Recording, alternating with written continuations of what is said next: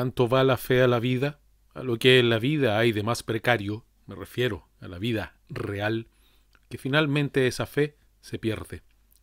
El hombre, soñador impenitente, cada día más descontento de su suerte, da vueltas fatigosamente alrededor de los objetos que se ha visto obligado a usar y que le han proporcionado su indolencia o su esfuerzo, casi siempre su esfuerzo, ya que se ha resignado a trabajar o, por lo menos, no se ha negado a tentar su suerte, lo que él llama su suerte. Una gran modestia constituye actualmente su patrimonio.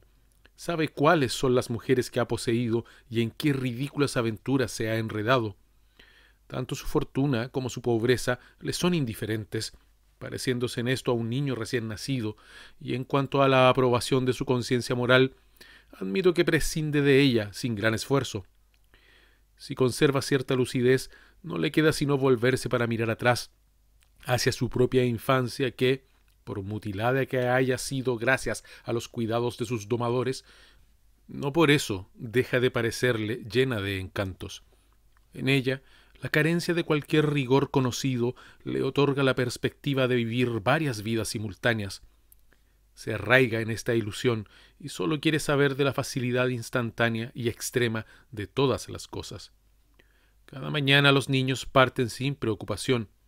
Todo está cerca, las peores condiciones materiales resultan maravillosas, los bosques son blancos o negros, no se dormirá jamás. Aunque es cierto que no se puede llegar tan lejos, no depende esto solo de la distancia.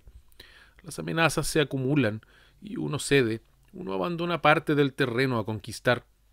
Aquella imaginación que no reconocía límites, ahora solo se la dejan utilizar subordinada a las leyes de una utilidad arbitraria. Incapaz ella de asumir por mucho tiempo empleo tan inferior, generalmente prefiere, cuando el hombre cumple 20 años, abandonarlo a su destino sin luz. Cuando, con el andar del tiempo, el hombre, que nota la pérdida progresiva de todas las razones de vivir y la incapacidad en que se encuentra, ya ha de colocarse a la altura de cualquier situación excepcional, el amor, por ejemplo, quiera intentar una reacción, ya no podrá tener éxito. Pertenecerá en adelante, en cuerpo y alma, a una imperiosa necesidad práctica que no admite postergaciones. Faltará a sus gestos amplitud y a sus ideas envergadura. De todo lo que le ocurra o pueda ocurrirle, sólo tomará en cuenta lo que relacione este acontecimiento con una multitud de acontecimientos análogos en los que no ha tomado parte, acontecimientos fallidos. Yo diría que juzgará ese acontecimiento relacionándolo con uno de aquellos que, por sus consecuencias, resulte más tranquilizador que los otros. Bajo ningún pretexto verá en él su salvación. Querida imaginación, lo que más quiero en ti es que no perdonas. Lo único que todavía me exalta es la palabra libertad. La creo capaz de mantener indefinidamente el viejo fanatismo humano. Responde, sin lugar a dudas, a mi única aspiración legítima. Entre tantos infortunios que heredamos, hay que reconocer que también nos han dejado la máxima libertad espiritual. Depende de nosotros no hacer de ella un uso equivocado. Reducir la imaginación a la esclavitud, aun cuando sea en provecho de lo que se llama groseramente felicidad, significa alejarse de todo lo que, en lo más hondo de uno mismo, existe de justicia suprema. La imaginación sola me informa sobre lo que puede ser, y esto ya es suficiente para atenuar algo la terrible prohibición, y quizá también para que yo me abandone a ella sin temor de engañarme, como si hubiera posibilidad de engañarse más aún. ¿Dónde la imaginación comienza a hacerse peligrosa y dónde cesa la seguridad del espíritu? Para el espíritu, la posibilidad de errar no constituirá quizás la contingencia del bien. Queda la locura que se encierra, como se dice con acierto, esa o la otra. Todos saben, en efecto, que los locos sólo deben su internación a una pequeña cantidad de actos reprimidos por las leyes y que, a no mediar tales actos, su libertad, por lo menos lo visible de su libertad, no estaría en juego. Me inclino a creer que tales seres son víctimas en alguna forma de su imaginación, que los impulsa a la inobservancia de ciertas reglas, al rebasar las cuales el género humano se siente amenazado. hecho que todos hemos pagado con nuestra experiencia. Pero la profunda despreocupación que demuestran hacia las críticas que se les dirigen y aún hacia los diversos correctivos que se les infligen, permite suponer que ellos obtienen tan elevado confortamiento de su imaginación y gozan tanto con su delirio que no pueden admitir que sólo sea válido para ellos. Por esta razón, las alucinaciones, las ilusiones, etc., no constituyen fuentes de goce despreciables. La sensualidad mejor dispuesta saca de allí su provecho, y yo sé que muchas noches retendría esa linda mano que en las últimas páginas de la inteligencia de Taine se dedica a curiosos estragos. Me pasaría la vida provocando las confidencias de los locos. Son sujetos de escrupulosa honradez, y su inocencia sólo es igualada por la mía. Fue necesario que Colón zarpara en compañía de locos para que se descubriese a América, y ved cómo esa locura ha ido tomando cuerpo y ha perdurado. No ha de ser el miedo a la locura el que nos obligue a poner a media asta la bandera de la imaginación. Es indispensable instruir el proceso contra la actitud realista, que debe seguir al proceso contra la actitud materialista.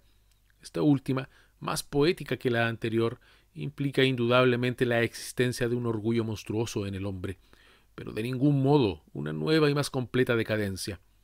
Conviene ver en ella, ante todo, una feliz reacción contra algunas tendencias irrisorias del espiritualismo. Después de todo, dicha posición no es incompatible con cierta elevación de pensamiento. La actitud realista, por el contrario, inspirada en el positivismo desde Santo Tomás a Anatole France, se me revela con un aspecto hostil hacia todo vuelo intelectual y ético. Me causa repulsión porque está constituida por una mezcla de mediocridad, odio y chata suficiencia. En la actualidad es ella la que inspira esa multitud de libros ridículos, de obras insultantes. Gracias al periodismo, su poder se acrecienta de modo incesante y así mantiene en jaque a la ciencia y al arte, preocupándose por halagar a la opinión pública en sus más bajos apetitos. Una claridad que linda con la estulticia, una vida de perros. De este modo se resiente la actividad de los mejores espíritus y sobre ellos, igual que sobre los otros, triunfa la ley del menor esfuerzo. Una graciosa consecuencia de esta situación es, en literatura por ejemplo, la abundancia de novelas. Todos concurren con su minúscula observación. Ante la urgencia de depurar, Valéry proponía recientemente reunir en una antología la mayor cantidad posible de comienzos de novela, de cuya insensatez esperaba excelentes resultados. Se hubiera hecho contribuir a los más famosos autores.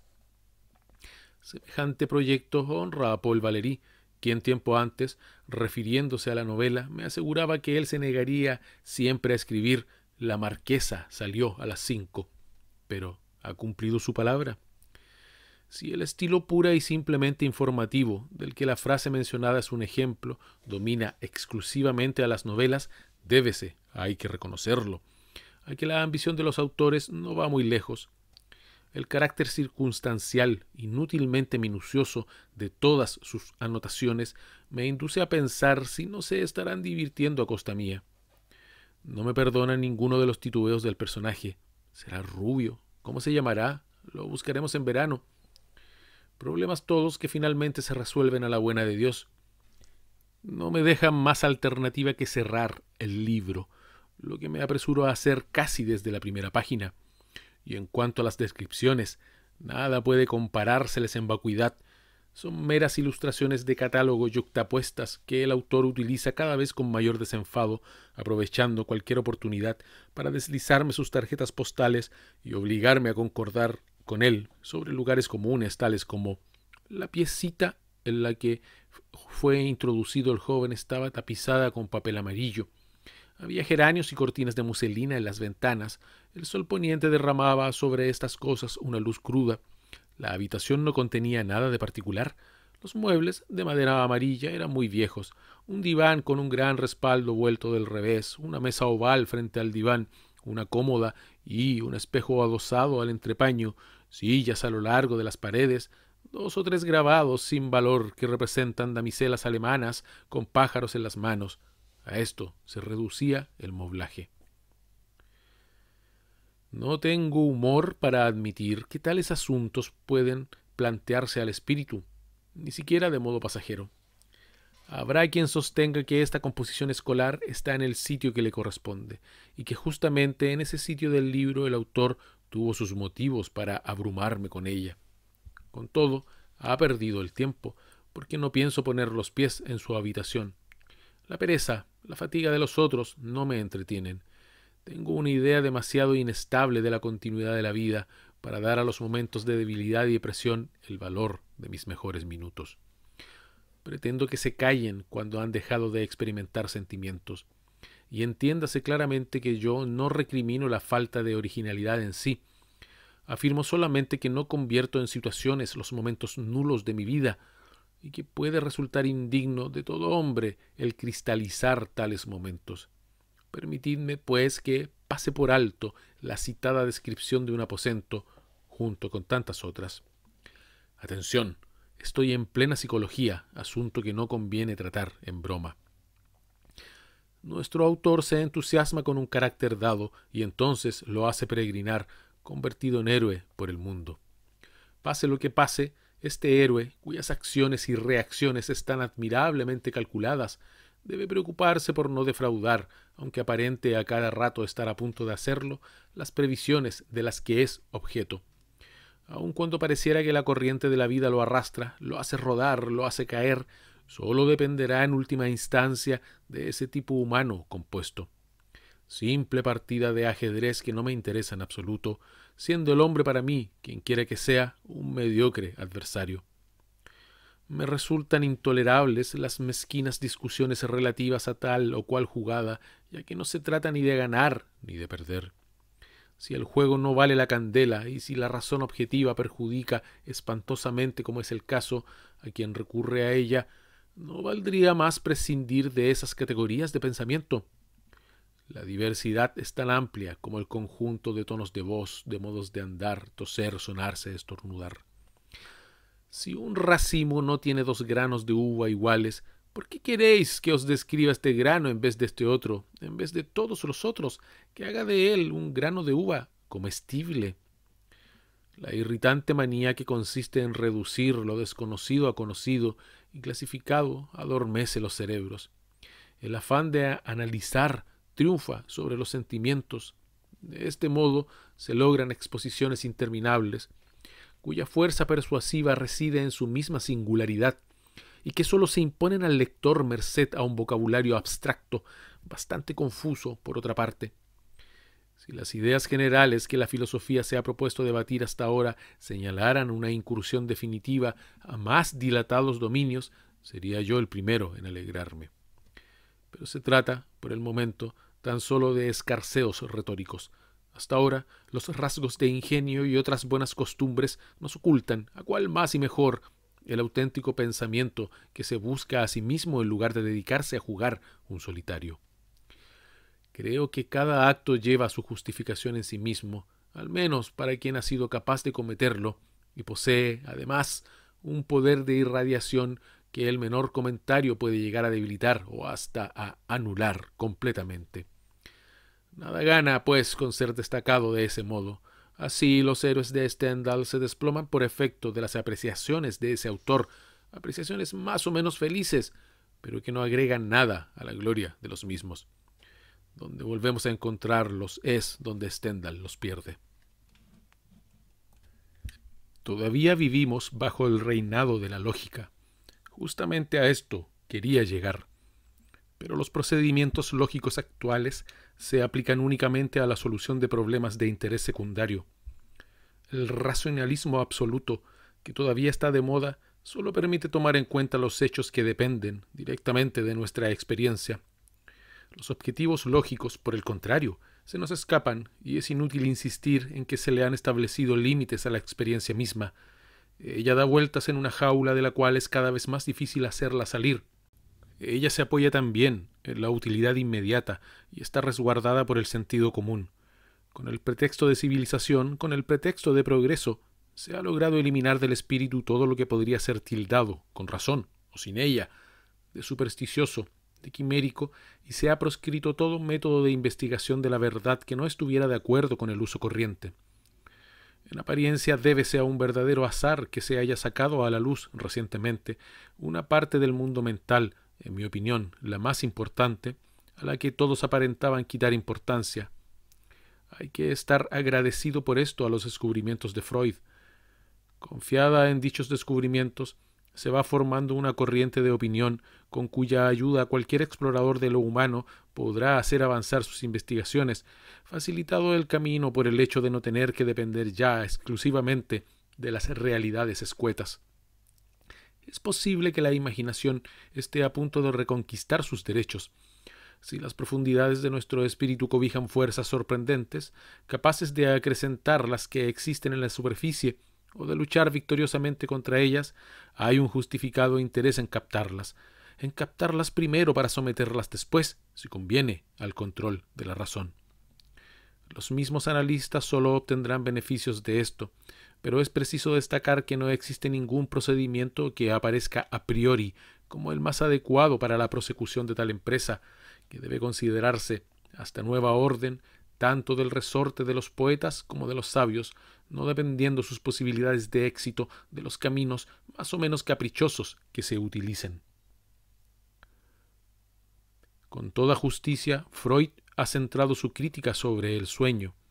Es inadmisible, en efecto, que una parte tan considerable de la actividad psíquica haya retenido tan poco la atención de las gentes hasta ahora, ya que, desde el nacimiento hasta la muerte, no presentando al pensamiento ninguna solución de continuidad, la suma de los momentos de sueño, medidos como tiempo y no tomando en cuenta sino el sueño puro en el dormir, no es inferior a la suma de los momentos de realidad, digamos mejor, de los momentos de vigilia. La extrema diferencia de importancia, de seriedad, que existe para el observador común entre los acontecimientos de la vigilia y los del sueño me ha sorprendido siempre. Se debe a que el hombre, cuando cesa de dormir, se convierte ante todo en juguete de su memoria. En estado normal, ésta se complace en exponerle muy vagamente las circunstancias del sueño, en privar a este último de toda consecuencia actual, haciendo partir la causa determinante del punto en que se cree haberla dejado algunas horas antes. Esta esperanza sólida, aquella preocupación. El hombre se forja así la ilusión de continuar con algo que tiene valor, que da el sueño limitado a un paréntesis, como la noche, y no es mejor consejero que ésta. Tan singular estado de cosas merece algunas reflexiones. Primero, dentro de los límites en que se desarrolla o parece desarrollarse, el sueño se nos presenta como continuo y poseyendo trazas de organización. Solo la memoria se arroga el derecho de efectuar cortes, de prescindir de las transiciones, ofreciéndonos más bien una serie de sueños que el sueño. De igual modo, tenemos a cada instante de lo real apariencias distintas, cuya coordinación es privativa de la voluntad.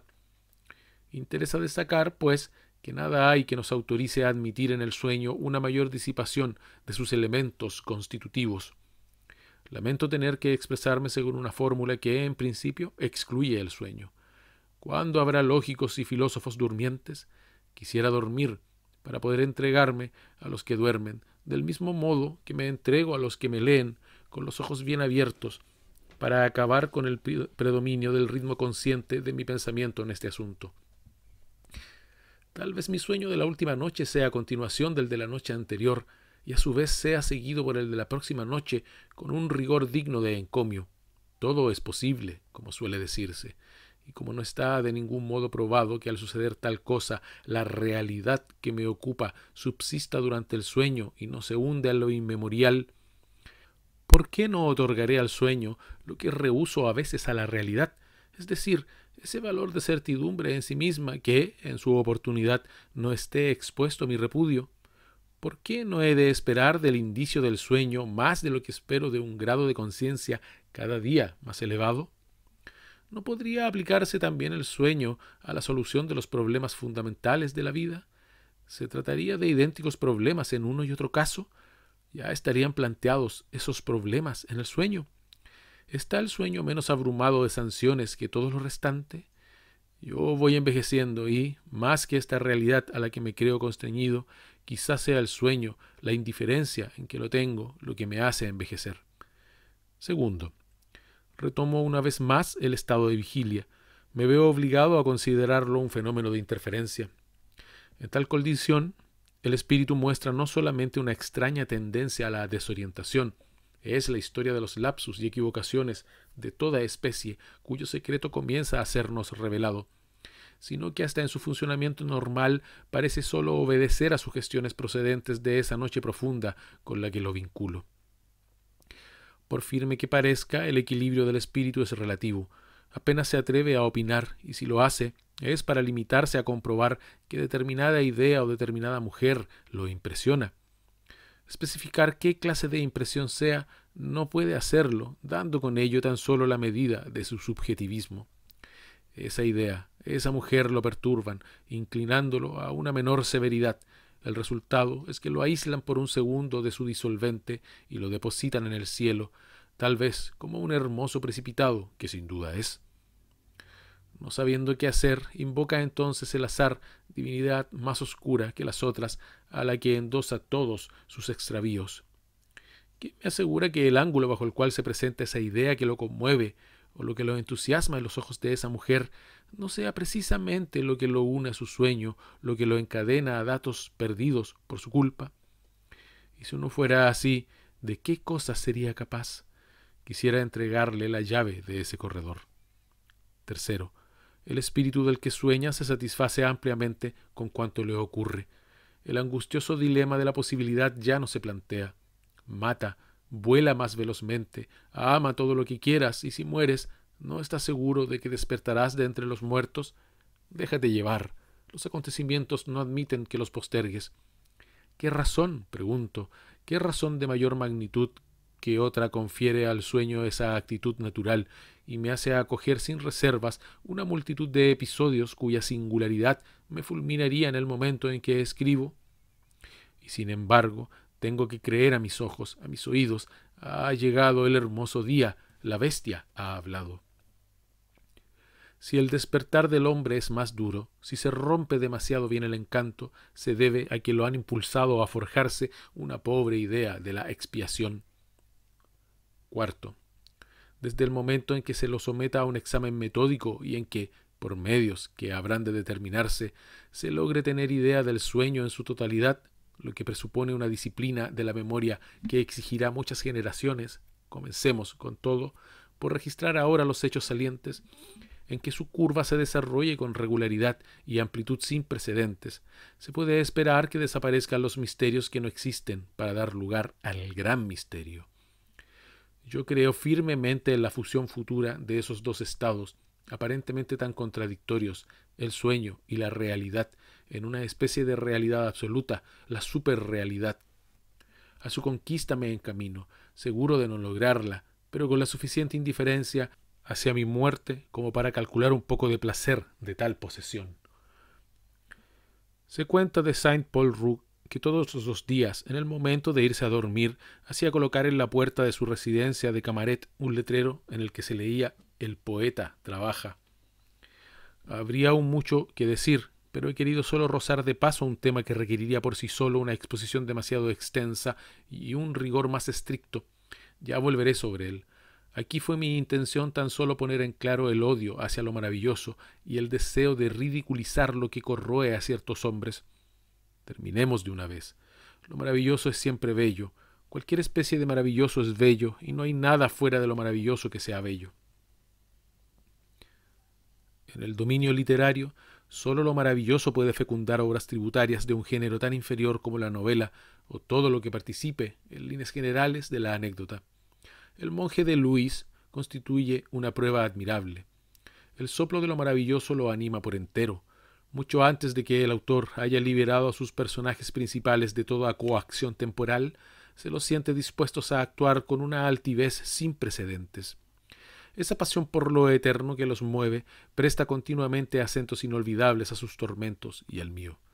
Lo considero un libro que exalta del principio al fin y con pureza inigualable aquella parte del espíritu que aspira a abandonar la tierra Considero también que, despojado de una parte insignificante de su intriga novelesca, al gusto de la época, constituye un modelo de precisión y de inocente grandeza. No creo que haya nada mejor, y el personaje de Matilde, en especial, representa la creación más emocionante que pueda ponerse en el activo de ese modo figurado de la literatura.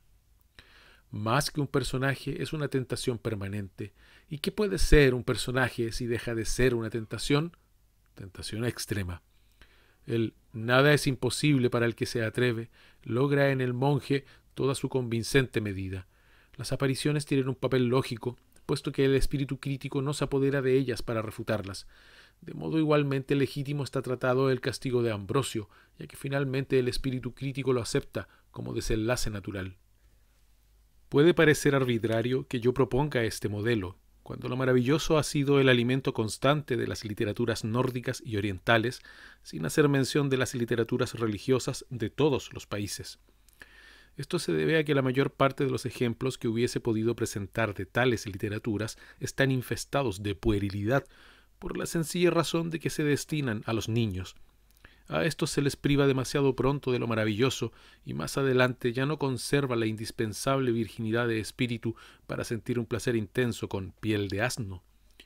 Por encantadores que sean los cuentos de hadas, el hombre creería sentirse disminuido si se nutriera de ellos, y convengo que no todos son adecuados a su edad. El tejido de adorables inverosimilitudes ha de ser cada vez más sutil a medida que se avanza, y todavía estamos a la espera de esa clase de arañas. Pero las facultades no cambian radicalmente. El miedo, la atracción por lo insólito, las oportunidades, el gusto por el lujo, son resortes a los que nunca se recurrirá en vano. Quedan por escribir cuentos para adultos, cuentos que han de ser casi fábulas también.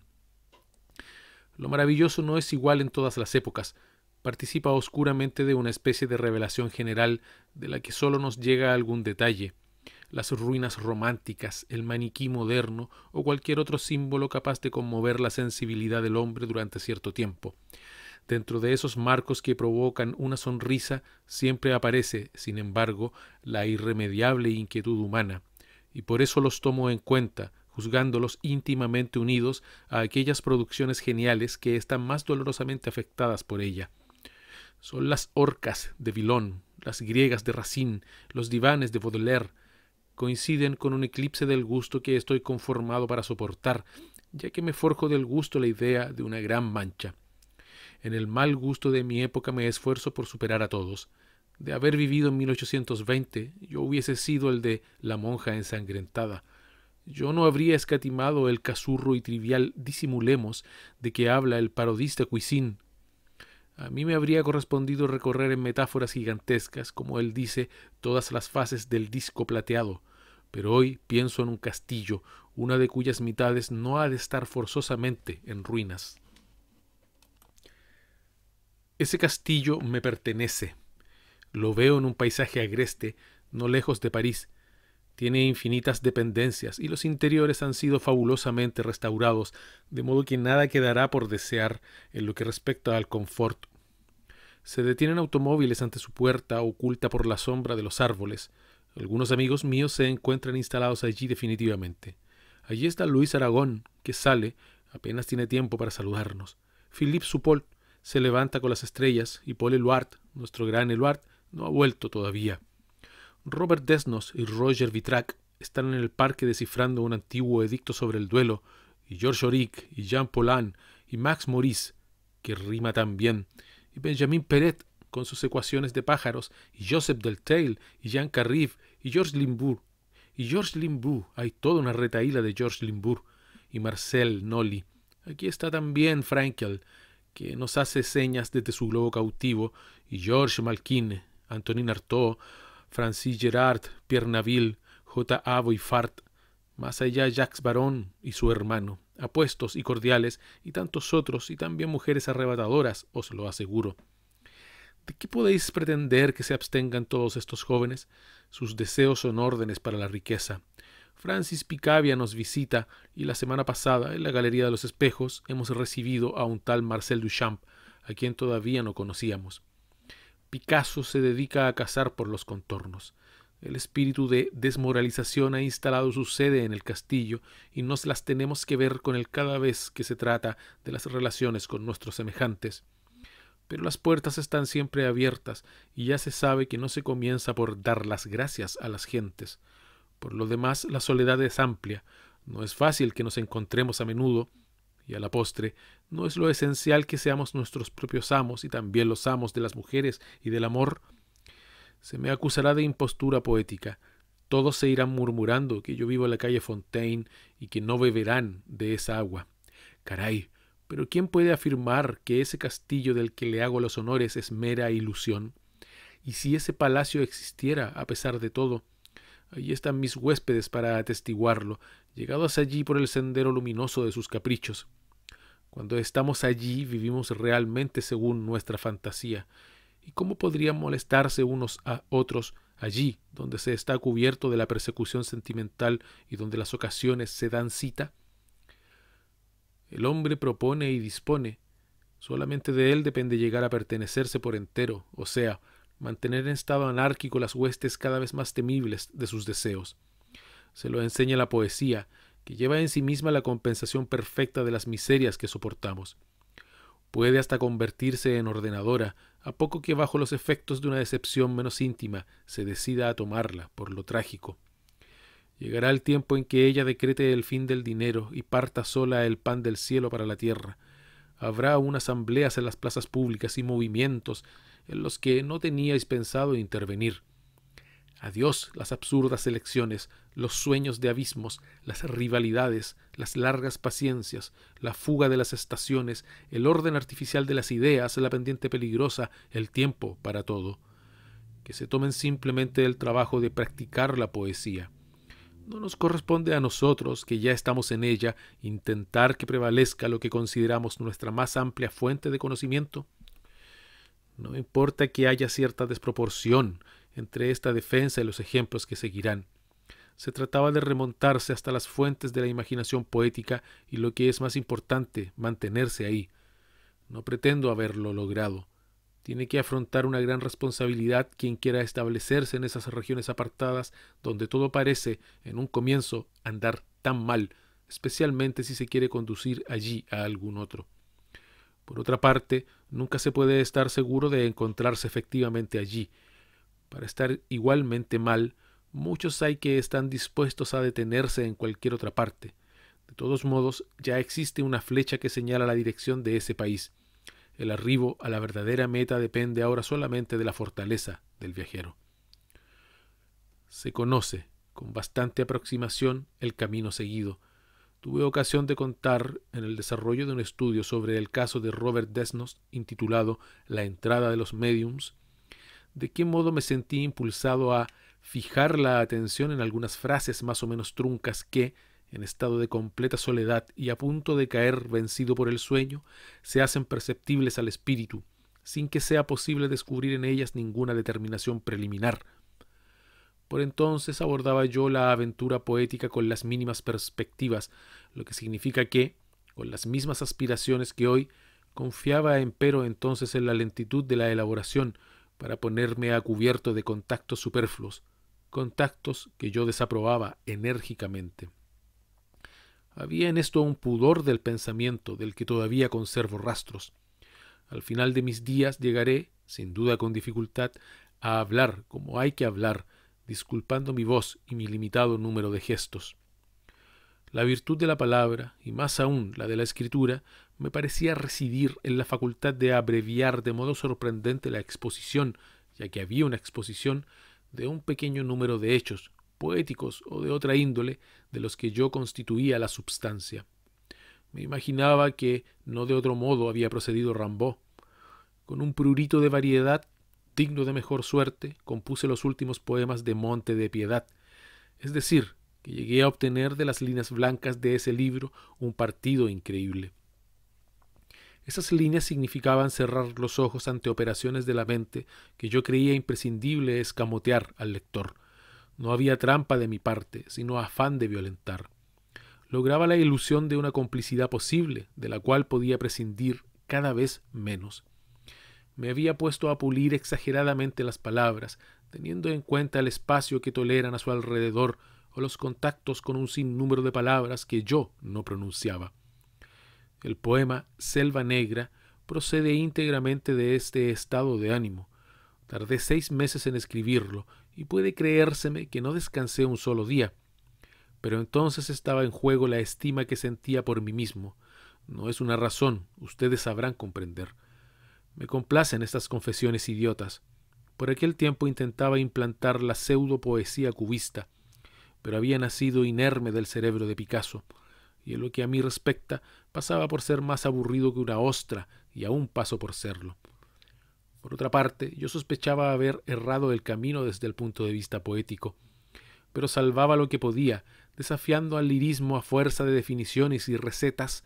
No debía tardar en producirse el fenómeno Dada, y haciendo como que buscaba una aplicación de la poesía en la publicidad, yo afirmaba que el mundo no acabaría con un buen libro, sino con un hermoso anuncio para el cielo o el infierno. Hacia la misma época, un hombre, Pierre Reverdy, por lo menos tan aburrido como yo, escribía: «La imagen es una creación pura del espíritu. No pueden hacer nada de una comparación, sino del acercamiento de dos realidades más o menos alejadas. Cuanto más distantes y precisas sean las relaciones entre las dos realidades que se ponen en contacto, más intensa será la imagen y tendrá más fuerza emotiva y realidad poética».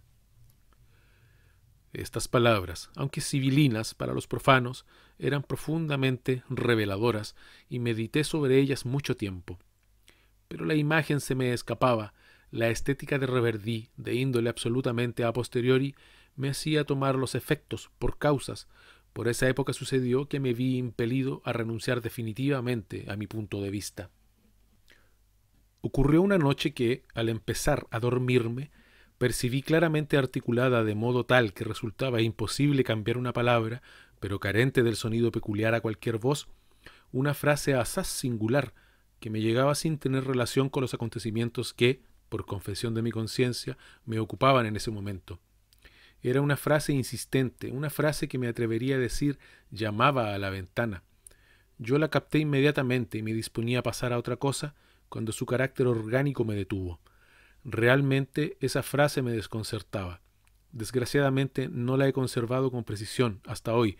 Era algo así como: «Hay un hombre cortado en dos por la ventana». Y no podía haber confusión, ya que iba acompañada de la débil representación visual de un hombre que caminaba, cortado en la mitad de su altura por una ventana perpendicular al eje de su cuerpo. Se trataba sin duda del simple efecto de enderezamiento en el espacio de la figura de un hombre asomado a una ventana, pero habiendo la ventana acompañado al hombre en su desplazamiento, me di cuenta de que me encontraba frente a una imagen bastante extraña, y repentinamente me dominó la idea de incorporarla a mi material de construcción poética.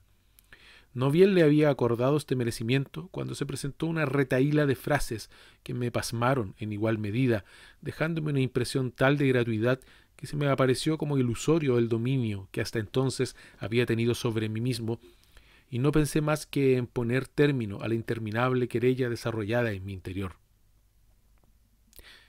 Estando por entonces totalmente absorbido por Freud, con cuyos métodos de examen que tuve ocasión de practicar sobre algunos enfermos durante la guerra, me había familiarizado, decidí obtener de mí mismo lo que se busca obtener de ellos, es decir, un monólogo de elocución lo más rápido posible, sobre el cual el espíritu crítico del sujeto no pudiera dirigir ningún juicio, que no estuviera trabado por ninguna reticencia ulterior, que constituyera, en fin, lo más exactamente posible, un pensamiento parlante. Me había parecido siempre, y también ahora me parece, la forma como había entrado en contacto con la frase del hombre cortado lo atestiguaba, que la velocidad del pensamiento no es superior a la de la palabra, de modo que no supera fatalmente ni a la lengua, ni siquiera a la pluma que escribe. Fue con esta disposición de espíritu que Philippe Soupault, a quien había hecho partícipe de mis primeras conclusiones, y yo nos pusimos a borronear cuartillas, con loable menosprecio por las consecuencias literarias de esta empresa. La facilidad de realización hizo el resto. Al cabo del primer día nos leímos unas 50 páginas obtenidas con dicho procedimiento y nos pusimos a comparar los resultados. En general, había una notable analogía entre los textos de Soupeau y los míos. Se notaban los mismos vicios de construcción, los mismos decaimientos, pero también en todos la ilusión de una facundia extraordinaria, una emoción desbordante, una considerable selección de imágenes de tal calidad como no hubiésemos sido capaces de preparar igual ni una sola en mucho tiempo, un acento pintoresco muy peculiar y, aquí y allá, algunas frases agudamente burlescas. La única diferencia entre los textos de ambos me pareció que estribaba en lo distinto de nuestros temperamentos, menos estático el de Soupault, y, si me permite una ligera crítica, en que cometió el error de colocar en la cabecera de algunas páginas, sin duda por espíritu de mistificación, ciertas palabras a guisa de títulos. Tengo que hacerle justicia, en cambio, por haberse opuesto tenazmente al menor retoque, a la más mínima corrección, cuando algún pasaje me parecía poco logrado. En esto tuvo la más completa razón, ya que resulta en verdad muy difícil estimar en su justo valor los diversos elementos presentes, y puede asegurarse que es imposible hacerlo en una primera lectura. Para quien escriba, al principio esos elementos le resultarán tan extraños como a cualquier otro, y naturalmente sentirá desconfianza. Desde un punto de vista poético se recomiendan sobre todo por un grado muy alto de inmediata absurdidad, que cede lugar, después de un examen más profundo, a cuanto hay de más legítimo y admisible en el mundo, o sea, la divulgación de cierto número de propiedades y hechos no menos objetivos, en suma, que cualesquiera otros.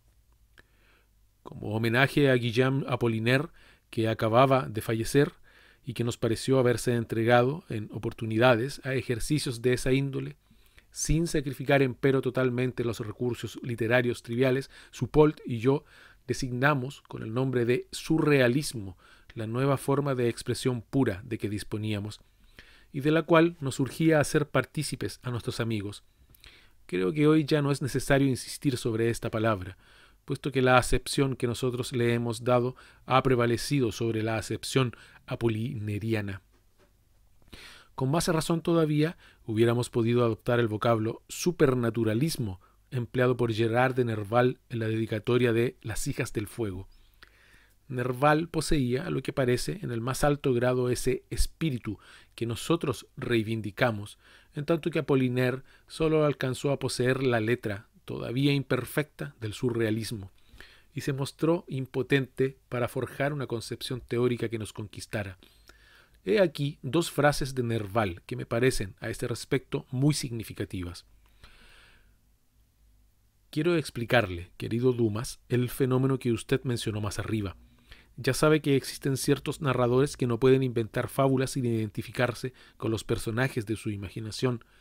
Recuerde con cuánta convicción nuestro viejo amigo Nodier contaba cómo le había ocurrido la desgracia de ser guillotinado durante la Revolución, llegando a tal grado de persuasión que uno se preguntaba cómo logró que le pegaran otra vez la cabeza. Y ya que usted cometió la imprudencia de citar uno de los sonetos compuestos en ese estado de ensueño supernaturalista, como dirían los alemanes, es necesario que los conozca todos. Los encontrará al final del volumen. No son más oscuros que la metafísica de Hegel o los memorables de Swedenborg, y perderían su encanto al explicarlos, aun en el caso de que fuera posible hacerlo. Concédame al menos el mérito de la expresión. Solo por mala fe se nos podría discutir el derecho de emplear la palabra surrealismo en el peculiar sentido que nosotros le damos, puesto que resulta evidente que esta palabra antes de nosotros no había conocido fortuna. La defino, pues, de una vez por todas. Surrealismo, automatismo psíquico puro, por cuyo medio se intenta expresar tanto verbalmente como por escrito o de cualquier otro modo el funcionamiento real del pensamiento. Dictado del pensamiento, con exclusión de todo control ejercido por la razón y al margen de cualquier preocupación estética o moral. Enciclopedia. El surrealismo se basa en la creencia en la realidad superior de ciertas formas de asociación que habían sido desestimadas, en la omnipotencia del sueño, en la actividad desinteresada del pensamiento. tiende a provocar la ruina definitiva de todos los otros mecanismos psíquicos y a suplantarlos en la solución de los principales problemas de la vida. Han hecho profesión de fe de surrealismo absoluto Aragón, Barón, Boyfart, Breton, Carrif, Crevel del Tail, Desnos, Eluard, Gerard, Limbourg, Malkin, Maurice, Naville, Nolly, Peret, Picon, Suppolt, Pitrac. Parecen ser estos los únicos hasta el presente, y no habría posibilidad de error a no ser por el caso apasionante de Isidore Ducasse, sobre el que carezco de datos suficientes. Cierto que, teniendo en cuenta de un modo superficial los resultados, buen número de poetas podrían pasar por surrealistas, comenzando por Dante y, en sus buenos momentos, Shakespeare. En el curso de diversas tentativas de reducción a las que me he librado de lo que por abuso de confianza se denomina genio, no he encontrado nada que pudiera atribuirse concluyentemente a un proceso distinto del que estamos tratando. Las noches de Young son surrealistas de un extremo al otro. Desgraciadamente es un sacerdote el que habla, un mal sacerdote, sin duda, pero sacerdote al fin. Swift es surrealista en la malignidad. Sade es surrealista en el sadismo. Chateaubriand es surrealista en el exotismo. Constant es surrealista en política. Hugo es surrealista cuando no es estúpido. Desbordes Valmore es surrealista en el amor. Bertrand es surrealista en el pasado. Rabelais es surrealista en la muerte. Poe es surrealista en la aventura. Baudelaire es surrealista en la moral. Rimbaud es surrealista en la práctica de la vida y en cualquier parte. Mallarmé es surrealista en la confidencia. Jarry es surrealista en el ajenjo. Nouveau es surrealista en el beso. Saint-Paul Roux es surrealista en el símbolo. Farge es surrealista en la atmósfera. Bachet es surrealista en mí. Reverdy es surrealista en su casa. Saint John Perse es surrealista a la distancia. Russell es surrealista en la anécdota, etc. Insisto en que no siempre son surrealistas, puesto que puedo descubrir en ellos cierto número de ideas preconcebidas a las cuales ingenuamente se aferran, y lo hacen porque no llegaron a percibir la voz surrealista, la que continúa predicando aún la víspera de la muerte y por sobre las tempestades, o porque no se resignaron a hacer de meros orquestadores de una maravillosa partitura. Al hecho de constituir instrumentos demasiado arrogantes se debe que no hayan dado siempre sonidos armoniosos. Pero nosotros, que no hemos efectuado el menor trabajo de filtración, que nos hemos convertido en nuestras obras en receptores pasivos de múltiples ecos, en modestos aparatos registradores que no se hipnotizan ante el trazado que registran, creemos servir una causa más noble, devolvemos con probidad el talento que nos prestan. Podéis hablarme, si queréis, del talento de ese metro de platino, de aquel espejo, de esta puerta del cielo. No, no tenemos talento. Preguntad a Philippe Suppolt. Las manufacturas anatómicas y las habitaciones baratas destruirán las más elevadas ciudades. A Roger Vitrac apenas había invocado al mármol almirante cuando éste giró sobre sus talones como un caballo que se encabrita ante la estrella polar, designándome en el plano de su bicornio una región en la que yo debía pasar el resto de mis días. A Paul Eluard relato una historia muy conocida, releo un poema célebre, estoy apoyado contra un muro, con orejas que reverdecen y labios calcinados. A Max Maurice, el oso de las cavernas con su compañera la abutarda, el 1000 hojas con su mucama la hoja, el gran canciller con su señora la cancela, el espantapájaros con su compadre el pájaro, la probeta con su hija la aguja, el carnívoro y su hermano el carnaval, el barrendero y su monóculo, el Mississippi y su faldero, el coral y su jarra lechera, el milagro con su buen Dios, no den más que desaparecer de la superficie del mar. A Joseph del Tail. Ay, yo creo en la virtud de los pájaros, basta solo una pluma para hacerme morir de risa. A Luis Aragón. Durante una interrupción del partido, mientras los jugadores se reunían alrededor de una llameante taza de punch, le pregunté al árbol si conservaba todavía su cinta roja. Y a mí mismo, que no he podido evitar el escribir las líneas serpenteantes, enloquecedoras de este prefacio. Preguntadle también a Robert Desnos, que de todos nosotros es el que está quizá más próximo a la verdad surrealista y quien, en obras aún inéditas y a lo largo de múltiples experiencias a las que se ha prestado, justifica plenamente la esperanza que yo cifraba en el surrealismo y me obliga a esperar todavía mucho más. Hoy en día, Desnos habla el idioma surrealista a voluntad. La prodigiosa agilidad con que sigue oralmente su pensamiento nos da, cuantas veces queramos, espléndidos discursos que se pierden, pues a Desnos le ocupan cosas más importantes que el retenerlos. Lee en sí mismo como en un libro abierto y no hace ningún esfuerzo por conservar las cuartillas que se desparraman con el viento de su vida.